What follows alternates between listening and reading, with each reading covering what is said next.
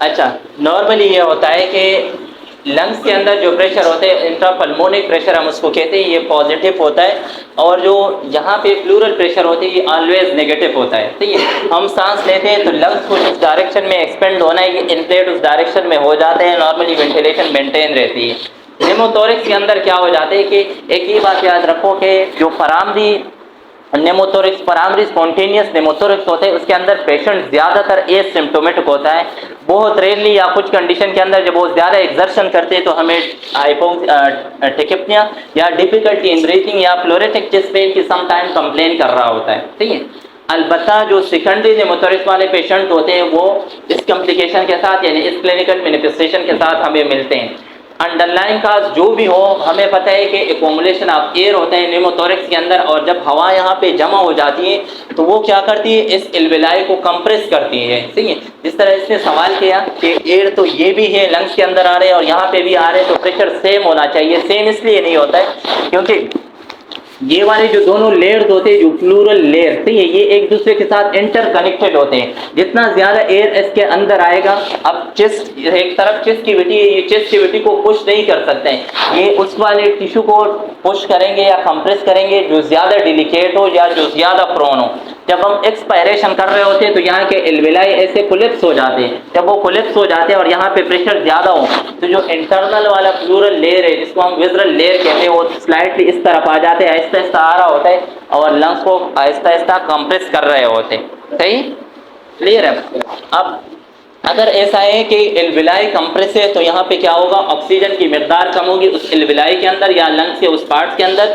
Near by blood vessel के अंदर भी हमें ऑक्सीजन की मकदार कम मिलेगी, जिसको हम हाइपोक्सीमिया कहते हैं। ठीक, अब जब भी पेशेंट को हाइपोक्सीमिया होता है, रेस्पिरेटरी मैकेनिज्म क्या है, वो रेस्पिरेटरी रेट को बढ़ा रहा होता है। ठीक, लंग्स मेडुला ऑब्लोंगेटा के पास सिग्नल चला जाता है, वो रेस्पिरेटरी रेट को, और प्लस हार्ट रेट इंक्रीज हो जाता है। पेरिफेरल टिश्यू की डिमांड होती है, जब ऑक्सीजन की मकदार कम होती है तो हार्ट रेट बढ़ जाता है। और इसके अलावा ऑक्सीजन की मकदार जब वेंटिलेशन प्रॉपरली ना हो तो मेडुला ऑब्लोंगेटा क्या करते हैं, रेस्पिरेटरी रेट को बढ़ाते हैं, तो पेशेंट हमें टेकिप्निक प्लस टेकिकार्डिक मिल रहे होते हैं। इसके क्या कॉम्प्लिकेशन है, इनिशियल स्टेज के अंदर पेशेंट हाइपर वेंटिलेट कर रहा होता है तो रेस्पिरेटरी अल्कलोसिस में चला जाता है। इसके अलावा पेशेंट को difficulty in breathing, pleuritic chest pain, वो क्यों होता है वो भी मैंने आप लोगों को बताया। यहाँ पे इस प्लूरल कैविटी के अंदर नर्व एंडिंग होती है। सही, नर्व एंडिंग होती है। जब हम सांस ले रहे होते हैं तो वो एल्वेलाई जो इसने कंप्रेस किए उस एयर ने, ठीक है, या उस प्लूरल मेम्ब्रेन में, वो एक्सपेंड होने की कोशिश कर रहे होते हैं। जब वो एक्सपेंड होने की कोशिश कर रहे होते हैं, ऊपर से प्रेशर भी है,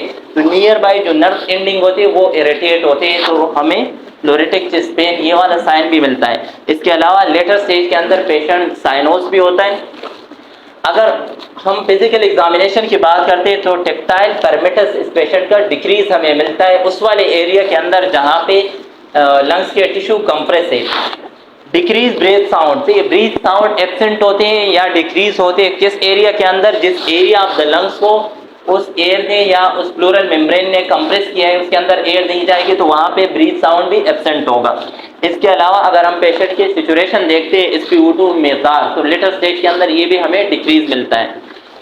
अब आ जाए टेंशन नेमोथोरिक्स। टेंशन नेमोथोरिक्स का मतलब ये होता है कि यहाँ पे बड़ी तेजी के साथ अगर प्रेशर ज़्यादा हो जाता है और लंग्स कोलैप्स हो, ठीक है, लंग्स कोलैप्स हो, साथ में ये हार्ट के जो सिस्टम है यानी सुपीरियर इंफीरियर वेना केवा है उसको भी कोलैप्स करवा देती है।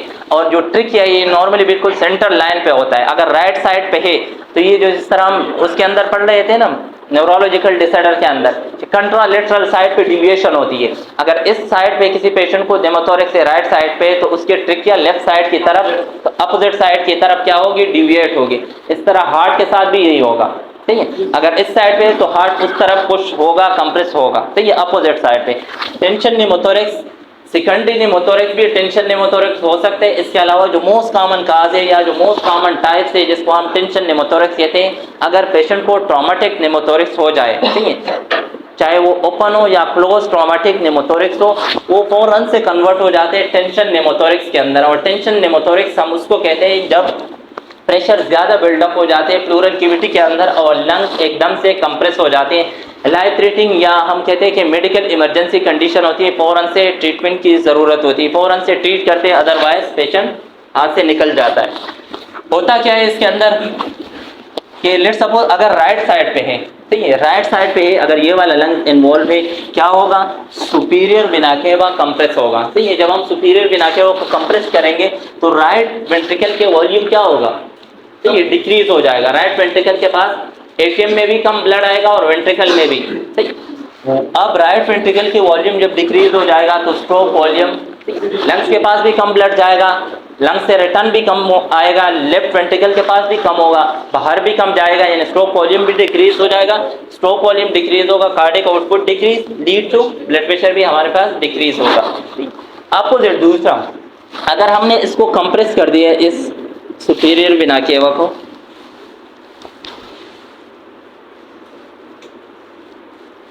अगर ये कंप्रेस है तो जितना ब्लड आ रहा है वो कहाँ जाएगा, कहाँ जाएगा, कौन से वेन में जाएगा, जुगुलर वेन में। तो हमें जुगुलर वेन हमें, या अगर हम प्रेशर की बात करते हैं, प्रेशर हमें इंक्रीज मिलेगा, या जुगुलर वेन हमें एक्सटेंडेड मिल रहा होता है। Same in interior vena cava, similar, ये इंटीरियर वेना केवा को अगर कंप्रेस करें, ठीक, अगर इंटीरियर वेना केवा यहाँ से आ रहे इसको इसने कंप्रेस कर दिया तो हमारे पास क्या होगा, राइट वेंट्रिकल के अंदर वॉल्यूम डिक्रीज होगा, स्ट्रोक वॉल्यूम भी डिक्रीज होगा, कार्डियक आउटपुट भी डिक्रीज होगा और ब्लड प्रेशर भी डिक्रीज होगा। लेकिन अगर ज्यादा ड्यूरेशन तक ये हो तो हमें हेपेटोमेगेली, ठीक है, और इसके अलावा स्प्लीन हमें एनलार्ज मिल सकता है, ठीक है। उससे पहले हमें क्या करना होता है, इस पेशेंट को ट्रीट करना होता है, वरना स्प्लीनो या हेपेटोमेगेली से पहले ये पेशेंट हाथ से निकल जाते हैं अगर हम ट्रीट नहीं करते इस पेशेंट को। अब आ जाए, in some cases tracheal deviation seen, कुछ केसेस जो टेंशन निमोथोरेक्स से होते हैं वो इस ट्रेकिया को भी अपोजिट साइड पे डिविएट करते हैं, अपोजिट साइड पे पुश कर रहे होते हैं। और कुछ के अंदर क्या होता है कि कंप्रेशन ऑफ राइट वेंट्रिकल, अगर राइट वेंट्रिकल को कंप्रेस किए उस लंग्स ने, ठीक है, या उस टेंशन निमोथोरेक्स की वजह से अगर ये राइट वेंट्रिकल कंप्रेस हो गया तो राइट वेंट्रिकल किसको कंप्रेस करेंगे, लेफ्ट वेंट्रिकल को। तो लेफ्ट वेंट्रिकल के अंदर वॉल्यूम क्या होगा, डिक्रीज, यानी फ्री लोड डिक्रीज हो जाएगा। फ्री लोड डिक्रीज होगा तो स्ट्रोक वॉल्यूम डिक्रीज होगा, कार्डियक आउटपुट भी डिक्रीज होगा और ब्लड प्रेशर डिक्रीज हो जाएगा। अब डायग्नोस्टिक टेस्ट, डॉक्टर या एक्सपर्ट ये कहते हैं कि टेंशन निमोथोरेक्स को, सही, टेंशन निमोथोरेक्स को किसी भी डायग्नोस्टिक टेस्ट के लिए हम इंतज़ार नहीं करेंगे, यानी चेस्ट एक्सरे और सीटी स्कैन, ईबीजीज या दूसरे इकोकार्डियोग्राफी होगी तब डायग्नोज होगा, हम ट्रीटमेंट स्टार्ट करेंगे। इसके लिए गाइडलाइन ये होता है कि should be diagnose clinically, history and physical examination के बेस पे इसको डायग्नोज होना चाहिए, वरना इतना अगर वेट करेंगे कि चेस्ट एक्सरे होगा उसके अलावा या सीटी स्कैन होगा, डायग्नोज होगा तब ट्रीट करेंगे तो पेशेंट निकल जाते हैं हाथों से। Should be diagnose clinically mean के साइन एंड सिम्टम, अगर फिजिकल एग्जामिनेशन के अंदर आप कर रहे हो, सही, लिखना भूल गए हो, अगर रिस्ट फ्रैक्चर है या ट्रॉमेटिक या ओपन वूंड है, सही, तो इसका मतलब पेशेंट को निमोथोरेक्स के ज़्यादा चांसेस हुए होंगे। इसके अलावा चेस्ट एक्सरे हम कर सकते हैं, सही, पेशेंट के लिए सीटी स्कैन और एबीजीज।